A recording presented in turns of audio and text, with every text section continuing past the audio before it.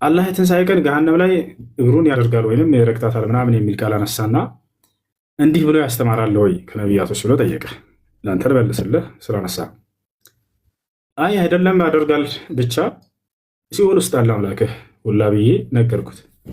ይሄ ላስረዳህ ላሳይህ ከመጽሐፍህ ስለው በጣም እየረበሸ ነበር እንዳላሳየው። ቶቶ አትሳይ፣ አልፈልግም መልሱን ብቻ ነው የምፈልገው እንድታሳይ አልፈልግም። በቃ አንተ ግን ያንን አልተረዳሁም ማርክ አሳያለሁ። እኛ ናቶች እዛ መጽሐፍ ቅዱስ ላይ ምን ይላል? አምላክን ሲገልጸው ዳዊት በሲኦልም ብሄድ በዚያ አለህ እያለ ይናገራል። በሲኦልም ብሄድ በዚያ አለህ አንተ እያለ ይናገራል። ያ ነው። ነገር ግን አምላክ አላህ ስብሐነሁ ወተዓላ እግሩን ያደርጋል ሲባል ጊዜ ምን ማለት ነው? እዛው እንደመለስኩላችሁ አላህ የትንሣኤ ቀን ገሃነም እንትን ከሃዲያኖችን ካስገባባት በኋላ ትጠይቃለች። ገሃነምን አላህ ስብሐነሁ ወተዓላ ገሃነምን ይጠይቃታል። ሀሊም ተላእቲ ይላታል፣ ሞላሽን ይላታል፣ እያወቀ ይጠይቃታል። ሀል ሚን መዚድ ብላ ትመልሳለች። ተጨማሪ አለን ትላለች። አላህ በእርሷ ላይ ገሃነም ውስጥ ከሃዲያኖችን ከማስገባት አይወገድም። መጨረሻ ላይ የምትሞላ እንዴት ነው? በከሃዲያኖች ከሞላችውና ከጨረሰች በኋላ እግሩን በእርሷ ላይ እስኪያደርግ ድረስ ብሎ ይናገራል። ሐታ የضع ቀደመሁ ዐለይሃ አው ፊሃ ያዕኒ መዕናሁ ዐለይሃ ከማ ቃለ ሱብሓነሁ ወተዓላ ቁል ሲሩ ፊል አርድ አይ ሲሩ ዐለል አርድ ወለኡሰልበነኩም ፊ ጁዙዕ ነኽል አይ ወለኡሰልበነኩም ዐላ ጁዙዕ ነኽል። ይህ ነው እንዳጠቃላይ በገሃነም ላይ እግሩን እስኪያደርግ ድረስ ይላል። ማድረግ ማለት ምን ማለት ነው? የአላህ ስብሐነሁ ወተዓላ ማድረግ በገሃነም ላይ ሲባል ሰው ያሰበው ምንድን ነው? እግሩን ጀሃነም ላይ ወስዶ ጫን ማድረግ መስሏቸዋል። እንደዚያ ብሎ ያሰበ ካለ ተሳስተዋል አልኩኝ። ይህ የፍጡር አገላለጽ ነው። ፍጡር ለምሳሌ እግሬን በዚህ ሞባይል ላይ ያደረግኩኝ ቢባል መነካከት አለው። አምጥቼ ያደረግኩኝ ነው። አላህ ስብሐነሁ ወተዓላስ መነካከት ያለው ነው ወይ? አይደለም። ለምን? አላህ ለይሰ ከሚስሊሂ ሸይእ ወሁወ ሰሚዑል በሲር፣ እኔን የሚመስል ምንም አይነት ነገር የለም ብሏል። ይወጣቻል አይደለ? ከኛ መገለጫ መካከል አንድን ነገር በአንድ ነገር ላይ ያደረግን ከተባለ ግዴታ እንነካካለን። አላህ ስብሐነሁ ወተዓላ ግን እንደዛ አይደለም። አንደኛ እሱ ነው። ከእርሱ በፊት የመጀመሪያው ኢስባት አልቀደም ሊላህ ስብሐነሁ ወተዓላ ወአነሁ ሰየضዕ ቀደመሁ አልሸሪፍ ዐላ ጀሃነም ከማ ጃአ ዛሊከ ፊ አልሐዲስ ዐን ነቢ ሰለላሁ ዐለይሂ ወሰለም። አላህ ያደርጋል ካለ ያደርጋል ብሎ ማመን ግድ ነው። ነገር ግን ያ የሚያደርገው እንዴት ነው? እንደ ፍጡር ነው ወይ? አይደለም። ያቻር ከይፍያው ታዲያ እንዴት ነው የሚለውን አላህ ስብሐነሁ ወተዓላ ነው የሚያውቀው። አንድ የምናውቀው ነገር ግን ምንድነው? እንደ ፍጡር አይደለም። የፍጡር ማድረግ ምንድነው? ንክኪ ያለው አይደለ? አላህ ደግሞ እኔ እናንተን አልመስልም ብሎ ተናግሯል ነው። ያን አደራረጉ ታዲያ እንዴት ነው? ላ ያዕለሙሁ ኢለላህ፣ ከአላህ በስተቀር ሌላ ማንም የሚያውቀው የለም ነው። ያ ነው እና ነገር ግን ወደ እዚያኛው ስመጣ ጊዜ በሲኦልም አለህ ተብሎ ተገልጿል። አምላክ መጽሐፍ ቅዱስ ላይ በሲኦል ውስጥ አለህ። ይሄን ላሳየህ። ማየት ትፈልጋለህ? እሱማ አይቼዋለሁ፣ ግን ማብራሪያ አልተሰጠበትም። አለ ቃል በቃል አለ። እንግዲህ በሲኦል አለህ ተብሎ አንተ ራስህን ያሳየው። አዎ አለ። ያው እና እዚህ ጋር ላሳያችሁ። ዳዊት አምላኩን ሲገልጸው ጊዜ መዝሙረ ዳዊት ምዕራፍ 139 ቁጥር 8 ላይ ያው ወደ ሰማይ በወጣ አንተ በዚያ ነህ፣ ወደ ሲኦልም ብወርድ በዚያ ነህ አለህ ይላል። ወደ ሲኦልም ብወርድ በዚያ አለህ። ይሄ ነው። ሌላ ጥያቄ አለ? መጨረሻ ላይ ኮንክሉዥን አካባቢ ከመስጠታችሁ በፊት አንተ ማውራት የፈለግከው ጉዳይ አለ፣ በሴጣኖች ጉዳይ በክርስቲያንና በእስላም መካከል ያለው ይሁን አይዶን ነው። እሱን ነገር ግን ማብራሪያ የምሳሰጥ ነው እንትኑ የተፈጸመውና እኔ ደግሞ ያን ነገር በጣም ማወቅ በጣም ቀርቦ ምናልባት አሁን መናገር የሚደክም ከሆነ እኔ ነገም ስትገባ ላይፍ እመጣለሁ። ችግር የለም። መጀመሪያ ላይ የሆነ ጥያቄ ስለጠየቀ ነበር፣ ስላነሳ ነበር የሆነ ሀሳብ ስላነሳ መጀመሪያ ላይ ሱረቱል ጂን ላይ ያለውን የጂኖች ምዕራፍ የሚለው ላይ ወአነሁ ለማ ቃመ ዐብዱላህ የድዑሁ ካዱ የኩኑነ ዐለይሂ ሊበዳ የሚለው የአላህ ባሪያ ነቢ ሰለላሁ ዐለይሂ ወሰለም ቁርአንን ለመቅራት በሚሉ ጊዜ ጂኖች ተደራርበው በእርሳቸው ላይ ይመጣሉ ይላል። ጂኖች ተደራርበው ይመጣሉ አይደለ? አዎ። እሺ ላብራራ ለምን እንደሆነ አልፈልግም። እሺ ግን አልኩት። መጨረሻ ላይ ከጥያቄና መልስ በኋላ 5 ደቂቃ ወስደን ጋኔን በእስልምናና በክርስትና ግንዛቤው ምንድነው የሚለው እንወያያለን አልኩት። እሺ አለ። ካለቀ በኋላ እንወያይ እንጂ ቃል ገብተሃል እኮ ስለ አልፈልግም አለ። ይህን ሰምታችኋል ሁላችሁ። አልፈልግም አለ። ማንም ሰው እዚህ ካለ ክርስቲያኖች ጋኔን በእስልምናና በክርስትና ከኔ ጋር አሁን ማውራት የሚፈልግ ሰው ካለ በጣም ደስ ይለኛል። ከሌለ ዝም ብዬ ላስረዳ። ቴዳ ማውራት ትችላለህ? እሺ፣ እኔ እኮ እንዳላቋርጥ ብዬ ነው ልታስረዳ። ችግር የለውም። እሺ፣ ችግር የለውም። ምናልባት በእምነትህ ላይ የተሳሳተ ነገር ከተናገርኩ ታርመኛለህ። ወይም ፍፄ አንተ አለህ ትቀጥላለህ። ልጨርስ አሉ እኔ ባጭሩ ላስረዳችሁ። እሺ በቃ ባጭሩ ላስረዳችሁ። ጋኔን ምንድን ነው የሚለውን ለማወቅ ከመለኮታዊ መጽሐፍቶች መሆን አለበት። አንደኛ እሱ ነው። ከአምላክ ፍጥሮች መካከል ናቸውና፣ ስለዚህ ክርስትናም በመጽሐፍ ቅዱስ ላይ፣ እስልምናም በቁርአን ላይ ተመርኩዞ ስለ ጋኔን እስኪ እንደው ላስረዳችሁ ያለውን ነገር። አንደኛ ማወቅ ያለብን ነገር ስለ ጋኔን ስናወራ ጋኔን ከምን ተፈጠሩ፣ አመጣጣቸው ከምን ተፈጠሩ የሚለው ቀድሞ መታወቅ አለበት። ሁለተኛ ለምን ዓላማ ተፈጠሩ፣ ሶስተኛ ከዚያ በፊት ማን ፈጠራቸው የሚለው ሁሉ መገለጽ አለበት። ማን ፈጠራቸው የሚለው መገለጽ አለበት። አራተኛ ለምን ዓላማ ተፈጠሩ ከሚለው በኋላ ወዴትስ ይሄዳሉ? መቼም ሞት አለ አይደለ? ከሞት በኋላ ወዴትስ ይሄዳሉ የሚለውን መታወቅ አለበት። ይህንን አሁን ፍትሐዊ ሆነን እንደ ቁርአንም እንደ መጽሐፍ ቅዱስም ስለ ጋኔን እስኪ መልሱን እንፈልግ ሂደን። ጋኔን ከምን ተፈጠረ? መልስ አለ ለዚህ መጽሐፍ ቅዱስ ላይ ከኦሪት ዘፍጥረት እስከ ራዕይ ድረስ መልስ አለ። ፍጹም ታውቃለህ ወይንስ አታውቅም? አላውቅም። ማንም ክርስቲያን ይሄን ሊመልስ አይችልም። ለዚያ ነው እንዋይ ስለው መጨረሻ ላይ አይ አልፈልግም ብሎ ያመለጠው። ጋኔን ከምን ተፈጠረ እዚህ ጋር ያልቃል። በቃ ክርስትና ስለ ጋኔን የመናገር ሞራል የለውም። ለምን ከተባለ ከምን እንደተፈጠሩ እንኳን አይገልጽምና መጽሐፍ ከምን እንደተፈጠሩ የገለጸው መጽሐፍ ምንድነው ከተባለ ቁርአን ነው፣ ሐዲስ ነው። ማስረጃ ቃለ ሱብሓነሁ ወተዓላ ወልጃነ ኸለቅናሁ ሚን ቀብሉ ቢናሪ ሰሙም፣ ጋኔንን ከተኳሳ እሳት ፈጠርኩት አለ። ይህ ከምን ተፈጠሩ ቢባል መልሱ በቁርአን ላይ ታገኛላችሁ፣ ከእሳት። ነቢያችን ሰለላሁ ዐለይሂ ወሰለም ሲናገሩ ስለ ጋኔን ምን አሉ? ኸለቀ ላሁ ልመላኢከተ ሚን ኑር ወኸለቀ ልጃነ ሚን ማሪጅ ሚን ናር ወኸለቀ አደም ሚማ ወሲፈ ለኩም አይ ሚነ ቱራብ። አላህ መላእክቶችን ከብርሃን ፈጠራቸው አሉ ነቢ ሰለላሁ ዐለይሂ ወሰለም። ጋኔንን ደግሞ ከእሳት ፈጠረው አሉ። ሰውን ደግሞ አዳምን ከአፈር ፈጠረው አሉ። ስለዚህ ጋኔን ከምን ተፈጠረ ለሚለው መልስ ያለው በቁርአን ላይ ነው፣ በሐዲስ ላይ ነው። እስልምና ነው የገለጻቸው። ከምን እንደተፈጠሩ መግለጽ የቻለ መለኮታዊ መጽሐፍ እንጂ ስለ እነርሱ ባህሪ መጥፎ ናቸው፣ ጥሩ ናቸው፣ ወዴት ይሄዳሉ፣ ለምን ተፈጠሩ የሚለውን መናገር ሞራል ያለው ከምን እንደተፈጠሩ ያልተገለጸበት መጽሐፍ እንደገና መጥቶ መጥፎ ናቸው፣ ጥሩ ናቸው ቢል ያስኬድም። አንደኛ እሱ ነው ከምን ተፈጠሩ የሚለውን። ሁለተኛ ማን ፈጠራቸው የሚለው ቃል በቃል በቁርአን ላይ እኔ ፈጠርኳቸው ብሎ አላህ ሱብሓነሁ ወተዓላ ይናገራል። ወልጃነ ኸለቅናሁ፣ ጋኔንን እኔ ነኝ የፈጠርኩት አለ አላህ። ሶስተኛ እሺ ከፈጠራቸው በኋላ አምላክ ለምን ተፈጠሩ? ለምን ተፈጠሩ? ጋኔን ለምን እንደተፈጠረ መጽሐፍ ቅዱስ ላይ ተገልጿል። የሚመልሰው አለ? ጋኔን ለምን ተፈጠሩ? በቁርአን ላይ መልሱን ታገኛላችሁ። ወማ ኸለቅቱል ጅነ ወልኢንሰ ኢላ ሊያዕቡዱን፣ ሰውንም ሆነ ጋኔንን እኔም በብቸኝነት እንዲገዙኝ እንጂ ለሌላ ዓላማ አልፈጠርኳቸውም ይላል። አምላክ ክፉ አድርጎ ፍጥረታትን አይፈጥርም። ክፋትን ፍጥረታት ነው በራሱ ላይ የሚያመጣው። መቼ ነው ያን የሚያመጣው? የአምላክን ትእዛዝ ባመፀ ጊዜ። ስለዚህ ጋኔኖች ከመሰረቱ ክፉ ተደርገው የተፈጠሩ ሳይሆኑ ክፋትን በራሳቸው ላይ ያመጡ ናቸው። እነርሱ ገብቷቸዋል። ያ ነው። ስለዚህ የተፈጠሩበት ዓላማ ምንድን ነው? ልክ እንደ ሰው ልጅ የነቢያትን ትምህርት ሰምተው አንዱን አምላክ አላህ ሱብሓነሁ ወተዓላ እየተገዙ በምድር ላይ እንዲያሳልፉ ነው። ያ ነው። ለምን ተፈጠሩ የሚለው መልስ በሱረቱ ዛሪያት ላይ እኔን እንዲገዙኝ ነው የፈጠርኳቸው እያለ አላህ ሱብሓነሁ ወተዓላ ተናግሯል። እሺ በስንት አይነት ባህሪ ላይ ተፈጠሩ? ሁለት አይነት ባህሪ ያላቸው ልክ እንደ ሰው ልጅ። ያ ማለት ከእነርሱ መካከል አማጺም አለ፣ የታዘዘም አለ። ገብቷቸዋል አይደል? አማጺም አለ፣ የታዘዘም አለ፣ የሚያምጽም አለ፣ የሚታዘዝም አለ ማለት ነው። ያ ነው። ከሰው ልጆች ታዛዥም እንዳለ አማጺም እንዳለ ከእነርሱ መካከል የሚታዘዝም የሚያምጽም አለ ማለት ነው። ነፃ ምርጫ ፍቃድ ተሰጥቷቸው የተፈጠሩ ፍጥሮች ናቸው። ይህን ይመስላል ባጭሩ። ታዲያ እነዚያ የአምላክን ትእዛዝ የጠበቁ ጅኖች እነርሱ አማኞች ናቸው። የአምላክን ትእዛዝ ያልጠበቁና የካዱ ደግሞ እነርሱ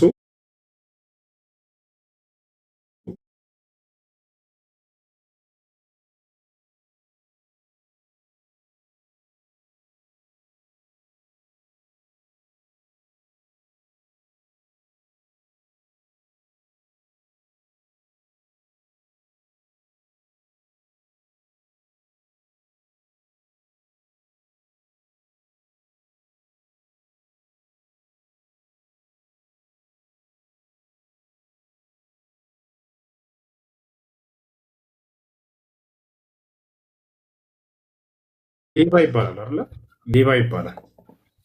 ሌባ የሚባልን አካል አላህ ሱብሓነሁ ወተዓላ ፈጥሯል ወይ? ላ ሌባን አላህ አልፈጠረም። ነገር ግን ሰውን ፈጥሮታል። ያን ሌብነት ግን ሰውየው በሰረቀ ጊዜ በራሱ ላይ ያመጣው ባህሪ ነው። ሰይጣን የሚለውም ልክ እንዲሁ ሰይጣን የሚባልን አካል አላህ ሱብሓነሁ ወተዓላ አማጽ የሚባል አካልን ፈጥሯል? አልፈጠረም። ነገር ግን ጅኖችን ሰዎችን ፈጥሯቸዋል። ባመፁ ጊዜ ግን እነዚያ ሰዎች ወይንም ጅኖች ያን ባህሪ በራሳቸው ላይ ተላበሱ፣ አማጽያን ተባሉ፣ ሰይጣን ተባሉ። ገብታችኋል አይደለ? ስለዚህ ያ ያመፀው የጅን አይነት ለእኛ ምናችን ነው ከተባለ ጠላታችን እንጂ ወንድማችን አይደለም። ቃለ ሱብሓነሁ ወተዓላ ፊ ሱረት ፋጢር ኢነ ሸይጣነ ለኩም ዐዱወን ፈተኺዙሁ ዐዱወ፣ ሰይጣን ለእናንተ ግልጽ ጠላታችሁ ነውና ጠላታችሁ አድርጋችሁ ያዙት ይላል አላህ ሱብሓነሁ ወተዓላ። ኢነ ሸይጣነ ሊልኢንሳኒ ዐዱወን ሙቢን ይላል በሱራ ዩሱፍ ላይ። ሰይጣን ለሰው ልጅ ግልጽ ጠላቱ ነው እያለ ይናገራል። ስለዚህ ሰይጣን ለእኛ ጠላታችን እንጂ ወንድማችን በፍጹም አይደለም። ያ ነው ያ ሰይጣን የሚባለው ግን ምንድን ነው ከተባለ አማጽ የሆነው የጋኔን አይነት ማለት ነው። ይህን ይመስላል። ያመፀው ውስጥ ጠላት ይባላል ወይ? ጥያቄ አለኝ። ምን አለ መሰለህ፣ አሁን ከአንተ የተረዳሁት ነገር አለ። ምንድነው የቁርአን አመለካከትና በመጽሐፍ ቅዱስ ላይ ስለ ሰይጣን ያለው አመለካከት የተለየ መሆኑን የገባኝ ምንድነው፣ በመጽሐፍ ቅዱስ ላይ ሰይጣን ከዚህ በፊት መልአክ የነበረ እና ስላመፀ ከሰማይ የተጣለ የተወረወረ እንደሆነ ማመፁን ነግረኸኛል። የሚያምፁ ማያምፁ አለን ያልኩህ ግን እዚህ እኛ መጽሐፍ ላይ ኢሳያስ ለምሳሌ 14:12 ላይ የንጋት ኮከብ ይለዋል።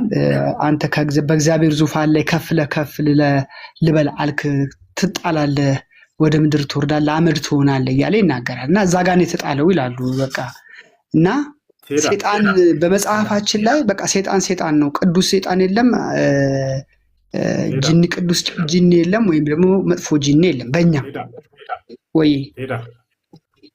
ወይ ጀምሮ ጥያቄዎች ይመልሳቸው። ልክ እስልምና ላይ ይሄ ሙሉ መልስ እንዳለው ማን ነው ጋኔን ከምን ተፈጠረ? ጋኔን መልአክ ነበረ ይላል የክርስትና ጋኔን መልአክ ነበር የሚለው የቱ ጋር ነው ያለው? ኢሳያስ 14:12 ላይ አንተ የንጋት ኮከብ ነህ ብሎ ስለ ውበቱ ስለ የመልአክ አይነት ባህሪ እንዳለው በደንብ አሁን አንብብልኝ ካልክላ ነበር ይችላል። መልአክ እንደነበረና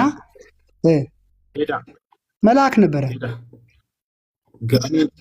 የቱ ጋር ነው እንደሱ የሚለው? ጋኔን መልአክ ነበር የሚለው ጥቅስ የቱ ጋር ነው ያለው? ኢሳያስ 14:12 አንብብልኝ ከቻልክ። ኢሳያስ 14:12 ላይ ጋኔን መልአክ ነበር ይላል። ግለጥ።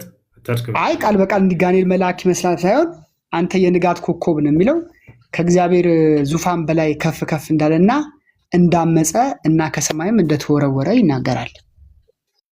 አይልም እንደዛ ጋኔን መልአክ ነበር የሚል የለም። አይ ጋኔን መልአክ ነበር የሚል የለም፣ ቃል በቃል የለም። ግን ያመፀ መልአክ እንዳለና ከሰማይ እንደተወረወረ ይናገራል። የለም እንደዛ የሚል የለም። አይወለ እሺ የወደቀ መልአክ ነው ብላችሁ ታምናላችሁ አይደለ? ጋኔን ያለ እንደዛ ነው የምናስበው። በጣም ጥሩ። የወደቀ መልአክ ነው ጋኔን የሚል ጥቅስ አለ መጽሐፍ ቅዱስ ላይ? አዎ የተጣለ መልአክ እንዳለ መጽሐፍ ቅዱስ ይናገራል። ኢሳያስ 14:12 ሰይጣን ወይም ዲያብሎስ የተጣለ የወደቀ መልአክ ነው የሚል ጥቅስ አለ ወይ? ይሄ እንዳለ እሱማ ጌታ ኢየሱስ ክርስቶስ ራሱ ምዕራፍ 10 ላይ ዮሐንስ ወንጌል ሌባው ሊያርድና ሊያጠፋ ይመጣል፣ ሰይጣን ዲያብሎስን ተቃውሙት ከእናንተ ይሸሻልም ይላል። ብዙ ቦታ ስለ ሰይጣን ተጽፏል። ሰይጣን ተጽፏል ወይ አይደለም ጥያቄ። አንደኛ ጋኔን የወደቀ መልአክ ነው የሚል የለም። ሁለተኛ ጋኔን መልአክ ነበር የሚል የለም። ስለዚህ ጋኔን ከምን እንደተፈጠረ ማምጣት አለበት። ኢሳያስ 14 እንደዛ የሚል የለም። አይ ባነብልህ ይገባህ ነበር የሚለው ኡስታዝ ጊዜ ከሰጠህ ላንብብልህ። ኢሳያስ 14 ላይ እያወራ ያለው ስለ ባቢሎን ንጉስ ስለ ናቡከደነፆር ነው እያወራ ያለው። ቁጥር 4 ላይ ጀምረህ ማየት ትችላለህ። ስለ ሰይጣን ምንም ሽታው የለም ራሱ። እሺ ሽታ መኖሩን ቆይ እናንብብልህ። እኔ ባነባ ይሻልም ያወጣሁት እኮ እናንብብልህ። ከአራት ጀምሮ እናንብብልህ ነው ሐሳቡ እንድትረዳው ነው።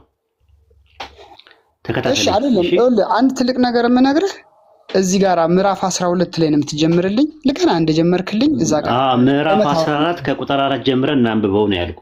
ምንም ቁጥር 4 ላይ ምን አስኬደክ? እዚህ ጋር እዚህ ታች 14 ጀምረን እናንብበው። አንዴ ተረጋጋና አዳም ቴዳ አይበዛብንም? አይበዛብንም። ይህ ምሳሌ ይላል በባቢሎን ንጉስ ላይ ታነሳለህ አለ። የባቢሎን ንጉስ ማን ነው? ናቡከደነፆር ነው። ስለ ሰው ነው የሚያወራው። ባቢሎን የምትባል የሆነው ኢራቅ ስለ እሷ ንጉስ ነው። እንዲህም ትላለህ፣ አስጨናቂ እንዳረፈ አስገባሪ እንዴት ጸጥ አለ። ስለ ባቢሎን ንጉስ ነው። አሕዛብን በመዓትና በማያቋርጥ መምታት የመታው አሕዛብን ባልተተከለ መከራ በቁጣው የገዛ የኃጢአተኛ በትር የአለቆች ዘንግ እግዚአብሔር ሰብሯልና ምድር ሁሉ አርፋ በጸጥታ ተቀምጣለች፣ እልል ብላለች አለ። ለምን? የባቢሎን ንጉስ ነው ብሎ ስለሞተ። ጥድና የሊባኖስ ዝግባ አንተ ከተዋረድክበት ዘመን ጀምሮ ማን ይቆረጥ ዘንድ አልወጣም ብለው በአንተ ደስ አላቸው። ሲኦል በመምጣት ልትገናኝ በበታች ታወከች። የሞቱት የምድር ታላላቆች ሁሉ ለአንተ አንቀሳቀሰች። የአሕዛብ ነገሥታት ሁሉ ከዙፋናቸው አስነሳች። እነሆ አንተ ደግሞ እንደኛ ደክመሃልን አሉት። እኛን መስለሃልን አሉት። የባቢሎን ንጉስ ናቡከደነፆር ጌጥና የበገና ድምፅ ወደ ሲኦል ወረደ። በበታችን ብል ተነጥፈዋል፣ ትልም መደረቢያ ሆኗል። ትል በልቶታል ሲሞት ማለት ብለው ይመልሱልሃል። አንተ የንጋት ልጅ አጥቢያ ኮከብ ሆይ እዚህ ጋር ነው ነጥቡ ያለው እኮ ላስረዳህ እኮ ነው። ይህንን ላስረዳህ እኮ ነው። ላስረዳ ነው። ይህንን እዛ ጋር እንደምትመጣ ስለገባኝ ነው። የመጨረሻው የእስራኤል ንጉስ ማን ነበረ ታስታውሰዋለህ? ሴዴቅያስ ነበር አይደል? ሊሆን ይችላል። ልክ ነው። ሴዴቅያስ ከንግስና ሲወድቅ ምንድን ነው ያለው? እግዚአብሔር የእስራኤል ውበት ከሰማይ ወደ ምድር ወደቀ ይላል። ምን ማለቱ ነው? አሁን ሴዴቅያስን ከዚህ ጋር ታገናኘዋለህ ኡስታዝ? ከሰማይ ወደ ምድር ወደቀ እኮ እንድትረዳው ነው እኮ። ከሰማዩ መውደቅ ማለት ነገስታቶቹ ንግስና ላይ ያሉ ሰማይ ላይ እንዳሉ ሰማይ ንግስና እንደሆነ ያሳያል ባይብል ላይ። አሁን አየህ እንግዲህ ወደ እንትን ገባ ማለት እኮ አይደለም ነው። አንድ አዳምጠኝ ሂድ። እሺ አሕዛብን ያዋረድክ አንተ ሆይ እስከ ምድር ድረስ ተቆረጥክ። ዛትሚስ ሞትክ ማለት ነው። አንተ በልብህ ወደ ሰማይ አድርጋለሁ፣ ዙፋኔንም ከአምላክ ከዋክብት በላይ ከፍ ከፍ አድርጋለሁ፣ በሰሜን ዳርቻ በመሰብሰቢያ ተራራ ይቀመጣለሁ፣ ከደመናዎች በላይ አድርጋለሁ፣ በልዑል እመሰላለሁ አልክ። ናቡከደነፆር ነው እንደዛ ያለው። ቆይ እነግርሃለሁ፣ እሱንም እነግርሃለሁ። በልዑል እመሰላለሁ ያለው እሱ ነው። ይሄ ሰይጣን ባህሪ ነው። በልዑል እመሰላለሁ ያለው ቆይ ከሰማይ የሚጣል ለምንድን ነው ወደ ጭቅጭቅ እንዲያመራ የምትፈልገው? አንዴ አርስቱን እንየውና ከዛ በኋላ እንትናል። ከደመናዎች ከፍታ በላይ አድርጋለሁ በልዑልም እመሰላለሁ አልክ። ነገር ግን ወደ ምን ትወርዳለህ አለ? ወደ ሲኦል ወደ ጉድጓዱም ጥልቅ ትወርዳለህ።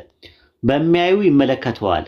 በውኑ ምድርን ያንቀጠቀጠ መንግስታትን ያናወጠ ዓለምን ሁሉ ባድማ ያደረገ ከተሞችን ያፈራረሰ ምርኮቹን ወደ ቤታቸው ያልሰደደ ሰው ይህ ነውን ብለው ያስተውለዋል። ሰው ሰይጣን ሰው ነው? ኖ እሱ የሚያወራው ስለ ሰው ያስተውለዋል ነው የሚለው። እዚህ ጋር ሰው ያልሰደደ ሰው ይህ ነውን ይላሉ። ሰው ኡስታዝ እኔ እያነበብኩ እንዳልናገር ለምን እድል አልሰጠኝም? ኖ አይ ሰው ነው የምልህ። ሰው ነው እያልኩ ነው። እሰጥሃለሁ እድሉ፣ ምንም ችግር የለውም። እሺ ቀጥልሽ። እኔ እንገርህ አንተ የንጋት ልጅ አጥቢያ ኮከብ ሆይ እንዴት ከሰማይ ወደክ ነው የሚለው። ገብቶሃል? ከምድር አይደለም ከሰማይ ወደክ። ከሰማይ ወደታች ነው እንግዲህ ሰማይ እንግዲህ ያው መናፍስቶች ናቸው ሰማይ ላይ ያሉት፣ እኛንም ምድር ላይ ያለ ነው። ከሰማይ ወደታች የወደቀ ነው የሚናገረው። አሕዛብን ያዋረድክ አንተ ሆይ እንዴት እስከ ምድር ድረስ ተቆርጠ፣ አንተም በልብህ ወደ ሰማይ አድርጋለሁ፣ ዙፋኔንም ከእግዚአብሔር ከዋክብት በላይ ከፍ አደርጋለሁ፣ በሰሜንም ዳርቻ መሰብሰቢያ ተራራ ላይ እቀመጣለሁ፣ ከዳመናዎች ከፍታ በላይ አድርጋለሁ፣ በልዑል እመሰላለሁ። ናቡከደነፆር በልዑል እመሰላለሁ አላለም። አልክ ይላል። እሱን እንጣለን። አልክ ነው። አሁን ፖይንቱ ያለው ምንድነው? ይሄ ማለት አሁን ቅድም እሱ እንደተናገረ የሚያሳየው ምንድነው? የእግዚአብሔርን ስልጣን የፈለገ ስለሆነ አይደለም ነው ምልህ ሰቆቃወ ኤርምያስ ምዕራፍ 2 ቁጥር 1 ላይ አዳምጠኝ። በምድር ላይ ያለ ሰው መቼም ከሰማይ ወደ ታች አይጣልም እኮ። እሱን እንድትረዳ እኮ ነበር እኮ ቴዳ ያመጣውልህ ኤግዛምፕል። ሴዴቅያስ የሚባለው የመጨረሻው ንጉስ ጌታ በቁጣው የጽዮን ሴት ልጅን እንደምን አደመናት ይላል። የእስራኤል ውበት ከሰማይ ወደ ምድር ወደቀ ይላል። ምን ማለት ነው? ይሄና ያ ምን አገናኙ? ውበት ማለት የእስራኤል ውበት ነው የሚለው። የእስራኤል ውበት ከሰማይ ወደ ምድር ወይ ይላል። የእስራኤል ውበት የተባለው ሴዴቅያስ ነው። ሰማይ ላይ ነበረ ወይስ ንግስና ላይ ነበረ? ከንግስናው መውደቁን ነው የሚያሳየው።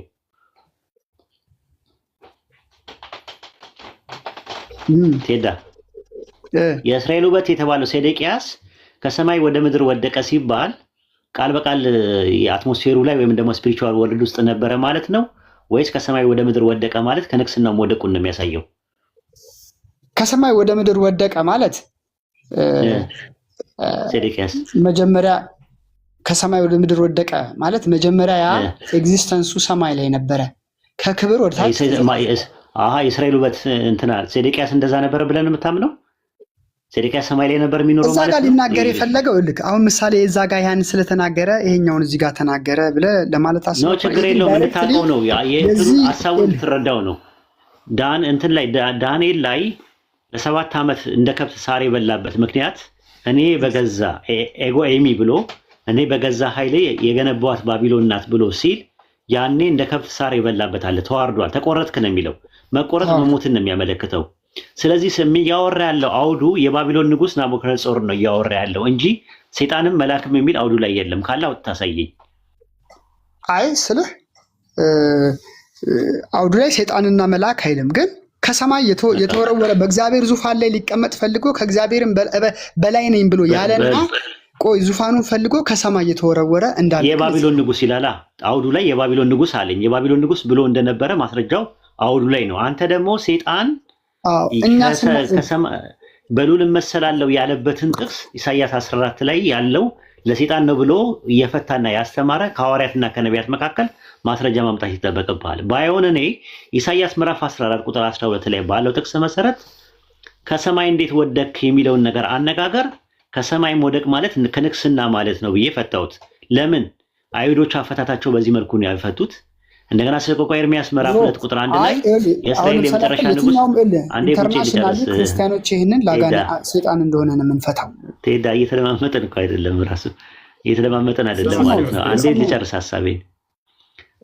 የእስራኤል የመጨረሻ ንጉስ ሴዴቅያስ የሚባለው ከሰማይ ወደ ምድር ወደቀ ሲባል ከንግስና ላይ ማቆሙና መዋረዱን የሚያሳይ እንጂ ሰማይ ላይ አይደለም ብለን እንደምናስበው ሁሉ የባቢሎን ንጉስ ናቡከደነጾርም ከሰማይ ወደ ምድር ወደቀ ሲል ንግስና ላይ ነበር፣ ከንግስናው ላይ መውረዱን ነው የሚያሳየው እንጂ ቃል በቃል ስለ ሰይጣንም ስለ መልአክም እያወራ አይደለም። አውዱ ላይ ሰይጣንና መልአክ የሚል ነገር ማስረጃ ካለ አንደኛ ከነቢያትና ከሐዋርያት መካከል በዚህ መልኩ ይህንን ነገር ያስቀመጠ፣ ሁለተኛ ነገር ደግሞ ከአይሁዳኖች ከታርገምም ሆነ ከሚሽናም ሆነ ከሚድራሽም ይሄ ነገር ለሰይጣን ነው ብሎ አይደለም ይረዱት። ሲምፕሊ በትክክል የሚያወራው ስለ መልአክም ስለ ሰይጣንም ሳይሆን የባቢሎን ንጉስ ናቡከደነጾር እንደሆነ ሰው እያለው የባቢሎን ንጉስ አሟሽተህ እንዲህ ብለህ ንገረው እያለ አውዱ እያወራ ያለው ስለ ባቢሎን ንጉስ የባቢሎን ንጉስ በእግዚአብሔር እመሰላለሁ አለ ይላል። እዛው ላይ አለ ይላል። አለ ካላ እሱ ነው ያለው። አንተ ግን ሰይጣን ስለማለቱ ማስረጃ ኢሳይያስ 14 ላይ አምጣ ነው ያልኩ። ከሰማይ ወደ ታች የሚጣለው ሰማይ የነበረው እንግዲህ ናቡከደነጾር መቼም ሰማይ ላይ የለም አይልማ። ሰይጣንና መልአክ አይልም። ኢሳይያስ 14ን ደግሞ ጠቅሰው ሐዋርያትና ነቢያት ጠቅሰው ለሰይጣን ያገለገሉበት የሰጡበት ጥቅስ የለም። ባይሆን አውዱ ኢሳይያስ እየተናገረ ያለው ስለ ባቢሎን ንጉስ ስለ ናቡከደነጾር ነው እየተናገረ ያለው። ሰው ነው እያለ እየተናገረ ያለው። አንተ ተመልሰህ ሰይጣንና መልአክ ነው ካልከኝ አንተ ልስማ ወይስ ኢሳይያስን ልስማ? የንጋት ኮከብ ነው እንዴ እንትና ናቡከደነጾር? የንጋት ኮከብ ማለት ነው። የንጋት ኮከብ ማለት ነው ትርጉሙ። ኮከብ እኮ ሰማይ ላይ ነው ያለው። ኮከብ ነው አብሪ ነው። የንጋት ኮከብ ምሳሌ አነጋገር ነው። የንጋት ኮከብ ኢየሱስ የንጋት ኮከብ ተብሏል። ኢየሱስ ክርስቶስና ይሄ ብቻ ነው ለንጋት ኮከብ የተባለው። ሌላ መላእክት የንጋት ኮከብ ተብለዋል። የንጋት ኮከብ አልተሰማም። መላእክት የንጋት ኮከብ ተብለዋል። ከሰማይ ወደ ታች የተወረወረው እንግዲህ ነው። መላእክቶች የንጋት ኮከብ ተብለዋል። ልስጥህ ኢየሱስ ክርስቶስና እዚህ ጋር ብቻ ነው ሰይጣን ብቻ ነው የተባለው አልከኝ። ሌላ ቦታ ምናልባት ስቼ ከሆነ በስተቀር አላነበብኩም። ስለዚህ እንደዛ ነው። የንጋት ኮከብ ቢባሉት እንትኖች አለቆች፣ ጳጳሳት፣ ኤጲስቆጶሳት የንጋት ኮከብ ሊባሉ ይችላሉ በባይብል። ስለዚህ እንትን ሆኖ አይደለም። ስለዚህ ኮከብ የሚባል ጳጳስ አለ? ኤጲስቆጶሳት ነው ያልኩ። ኤጲስቆጶሳት ወይም የቤተክርስቲያን እንትኖችን አገልጋዮችን ሰባት ከዋክብት ይላቸዋል። ነው እኔ መጽሐፍ ቅዱስ ግን ከሰማይ ወደ ታች የተወረወረ የትኛውም ቦታ ይሄንን የሚፈቱት ነው አይደለም እኮ። ጥያቄው እኮ የንጋት ኮከብ ማለት መሪነትን ነው የሚያሳየው። ይሄንን የምንፈታው የንጋት ኮከብ ቤተው ለሰይጣን የሚል ነገር የለም፣ ጥቅሱ ላይ የለም እኮ። ከሰማይ ወረደ ይላል እሱ። ምን አለ እኮ? አው ከሰማይ የወረደው ሰይጣን ነው የሚል አለ ነው ጥያቄ እኮ። ሰይጣን ነው የሚል አለ፣ መልአክ ነው የሚል አለ ኢሳይያስ 14 ላይ። እኔ ብዬ እንትን ልብለው እንልቀበለው አንተ የንጋት ልጅ አጥቢያ ኮከብ ሆይ እንዴት ከሰማይ ወደክን? እሱ የተባለው ሰይጣን ነው መልአክ ነው የሚል ማስረጃው ላይ እኮ እሱን ነው እኮ መልእኮ እሱን ለመረዳት እኮ በቀላሉ ሰቆቃወ ኤርምያስ ምዕራፍ 2 ቁጥር 1 ላይ አውጥቼ ያሳየው የእስራኤል ውበት ከሰማይ ወደ ምድር ወደቀ ይላል። ሴዴቅያስ የሚባለው ሴዴቅያስ ግን ሰማይ ላይ አልነበረም። እሱ ውበትን ነው የሚናገረው። ምናልባት ሞገስ ሊሆን ይችላል። ይሄ ግን እኮ ከሰማይ የእስራኤል ውበት አይደለም የሚለው አይደለም። ጌታ በቁጣው ቀን የጽዮን ሴት ልጅን እንደምን አደመናት ካለ በኋላ የእስራኤል ውበት ከሰማይ ወደ ምድር ወደቀ ይላል። የእስራኤል ውበት የተባለው ሴዴቅያስ ነው። እሺ የእስራኤል ውበት ይበል። እሺ ቆይ የእስራኤል ውበት ይበል ከሰማይ ወደ ይሄ እኮ የንጋት ኮከብ ነው የተጣለው እዚህ ጋር እኮ ምንድነው አሁን እኮ መውረዱ ሁለቱም እኮ ካልከኝሽ አይ ለመረዳት ካልፈለክ ችግር የለውም። አይ ቲንክ እየተጫንኩ እንዲመስለኝ ስለማልፈልግ ነው። አይ ቲንክ ኡስታዝ ዙ ቀጥል።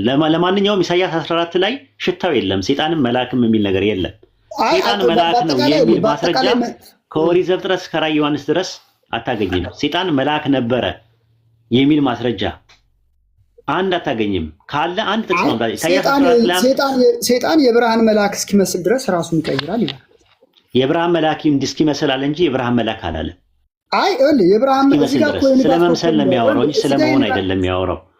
እዚህ ጋር እኮ የንጋት ኮከብ ይለዋል። የብርሃን መልአክ እስኪመስል ዳዊት የእግዚአብሔር መልአክ ይመስል ነበር ማለት እንደገና ደግሞ ማን ነው ዮሴፍ የእግዚአብሔር መልአክ ይመስል ነበር ማለት መልአክ ነው ማለት አይደለም። ኦንቶሎጂካሊ ሰይጣን የሰው ሰይጣን እንዳለ ነው ባይብል ያልተጻፈ ተጽፎ ያቀ መጽሐፍ ተጻፈም አላልኩም። ሰይጣን መልአክ ነበረ ጥንተ ተፈጥሮ ወይም ደግሞ ኦሪጂናሊ ወይም ደግሞ ኦንቶሎጂካሊ ሰይጣን መልአክ ነበረ የሚል ማስረጃ ከብሉይ ኪዳን ከአዲስ ኪዳን ማምጣት አትችልም ነው እያልኩ ያለሁት።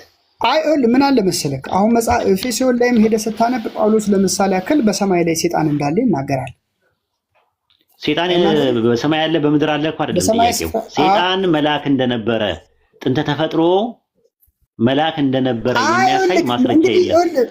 ሰማይ ላይ ያለው እንግዲህ የሰው ልጅ መቼም ሰማይ ላይ አይወጣም። እንግዲህ ሰማይ ላይ እንዳለ ጳውሎስም ይናገራል። ሄዳ ቀጥል ኡስታዝ። እሱ ይቅርታ ኡስታዝ ብቻ ይኸውልህ ከመጀመሪያው ጀምሬ ሳነሳልህ ነበር። የክርስቲያኖች እምነት ምንድን ነው? ጋኔን ከምን እንደተፈጠረ አይገልጽም። ለምን ዓላማ እንደተፈጠረ አይገልጽም። ነገር ግን የወደቀ መልአክ ነው ይሏቸዋል። የወደቀ መልአክ ነው ወይንም ጋኔን መልአክ ነበር ይሏቸዋል። ጋኔን መልአክ ነበር የሚል ጥቅስ የለም። ጋኔን የወደቀ መልአክ ነው የሚል ጥቅስ የለም። ገብታችኋል? አንድ ቦታ ላይ በሱ የለም። ስለዚህ ጋኔን ከምን እንደተፈጠረ ማምጣት አለበት መጽሐፍ ቅዱስ። ከመልአክ ሊያደርጋቸው የሄደበት መንገድ ስህተት ነው። የወደቀ መልአክ ነው የሚልም የለም፣ እንዲሁም መልአክ ነበር የሚልም የለም። ግን ጋኔን የሚባል ፍጡር እንዳለ እስካመነ ድረስ ከምን ተፈጠሩ የሚለውን የት አለ መጽሐፉ የገለጸበት? ካልሆነ መጽሐፍ ጎደል ነው። የፈጠረውን ፍጡር ከምን እንደፈጠረው እንዴት አልተናገረም? ገብታችኋል? ሰው ከምን እንደተፈጠረ ተናገረ፣ ከአፈር እንደፈጠረው ተናገረ። የሌሎቻችንን እንደ ቁርአን ባይገልጸውም እንኳን ማለት ነው። ይህን ለማቃለል ሳይሆን እውነታ ነው እየነገርኳቸው ያለሁት። በሚገርም ሁኔታ ቁርአን የሁላችንንም አፈጣጠር ገልጾታል። የአደምንም፣ የሐዋንም፣ የመሲሁንም የእኛንም የአፈጣጠር ሂደቱን ሁሉ ማለት ነው።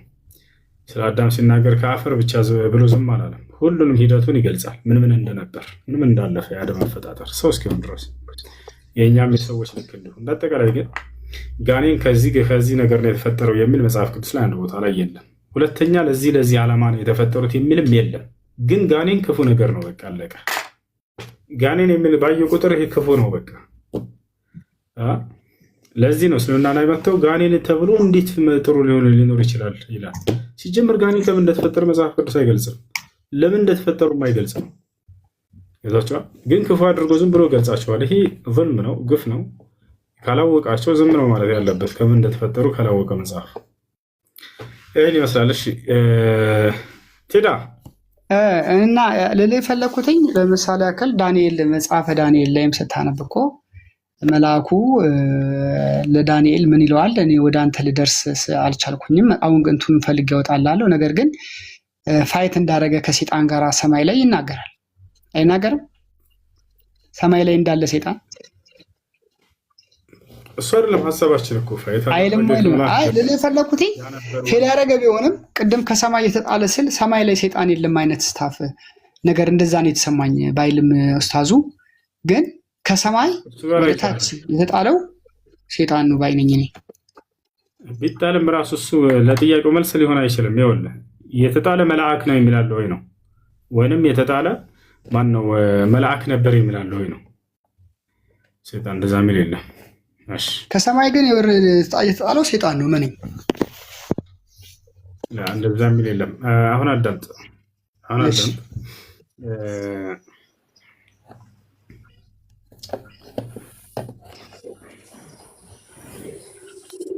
የሚጠቅም ጥያቄ እስኪ ልጠይቅ። በክርስትና ስንት አምላክ ነው ያለው? ይላ እኔ ያልከኝ በክርስትና አንድ አምላክ ነው ያለው። ያ አንድ አምላክ ማን ነው? ያህዌ ነው። ያው ብዙ ስም አለው። እኔ ያህዌ ልጠቀም። ኢየሱስ ክርስቶስ ያህዌ ነው አምላክ አንዱ አምላክ ብሎ አስተምሯል። ኢየሱስ ክርስቶስ ያህዌ የሚሉት አይሁዶች ናቸው።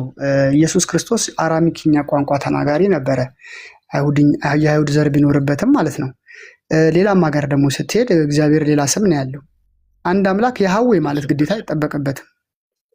እሺ ማን ነው አለ ኢየሱስ ያን አምላክ? ኢየሱስ ክርስቶስ ያለው ምን መሰለ? አብ አባት እና መንፈስ ቅዱስ እንዳለ ይናገራል። መንፈስ ቅዱስን እልክላችኋለሁ ይላል። መንፈስ ቅዱስ እሱ በመጣ ጊዜ ወደ እውነት ይመራችኋል ይላል። ወይ የአንዱ አምላክ ማን ነው ብሎ አስተማረ ኢየሱስ? የአንዱ አምላክ አንዱ አምላክ ማን ነው ብሎ አስተማረ? አብ አባቱን ነው።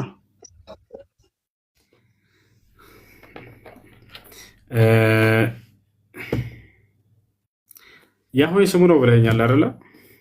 ያህዌ በአይሁዶች ስሙ ነው። በእኔና በአንተ ደግሞ እግዚአብሔር ይባላል። በጣም ስለዚህ ኢየሱስ ክርስቶስ እግዚአብሔር ብሎ ያስተማረው አንዱን አምላክ አባት እያለ ነው ሲጠራ የነበረው። አባት አብና አባት እያለ ነው የጠራው። ስለዚህ አንድ አምላክ የተባለው አብ ነው ባጭሩ። አዎ እንግዲህ እኛ እንደምንረዳው በክርስቶስ ኢየሱስ ስጋ ውስጥ ራሱ አብ አለ፣ እግዚአብሔር አለ ማለት ነው። መንፈስ ቅዱስን ደግሞ ራሱን የቻለ አንድ አካል አድርገን የምናወራህ ለምንድን ነው? ፐርሰናሊቲ ያለው ምን አይነት ለምሳሌ ያክል ለቤዛ ቀን የታተማችሁ አዳምጠኛ አንድ አምላክ ተብሎ የተጠራው ማን ነበር? ጥያቄው መለስክ በል አብ ነው አልክ። ስለዚህ የአብ ወልድ መንፈስ ቅዱስ አንድ አምላክ ነው ተብሎ የተጠቀሰበት ቦታ የለም። የክርስቲያኖች እምነት ደግሞ እኔ የምልህ አለ፣ በጣም ብዙ ቦታ አለ። ቆይ ይኸውልህ ለምሳሌ ኢየሱስ ክርስቶስ ውስጥ ያለው መንፈስ ጥያቄውን አዳምጥ አለ ብዙ ቦታ ብለኸኛል። አብ ወልድ መንፈስ ቅዱስ አንድ አምላክ ነው የሚል ጥቅስ አለ መጽሐፍ ቅዱስ ላይ። ጳውሎስ በተለያየ ጊዜ ደብዳቤዎቹን ሲጽፍ ስለ አብ ስለ ወልድ ስለ መንፈስ ቅዱስ ተናግሯል። ጌታ ኢየሱስ ክርስቶስም ስለ አብ ስለ ወልድ ስለ መንፈስ ቅዱስ ተናግሯል። እንደገናም ደግሞ በክርስቶስ ጥምቀት ጊዜ ቆይ አዳምጠኛ አብ ወልድ መንፈስ ቅዱስ ተሳትፈዋል። እየመለስክ አይደለም። አብ ወልድ መንፈስ ቅዱስ ወልድ አዳምጠኛ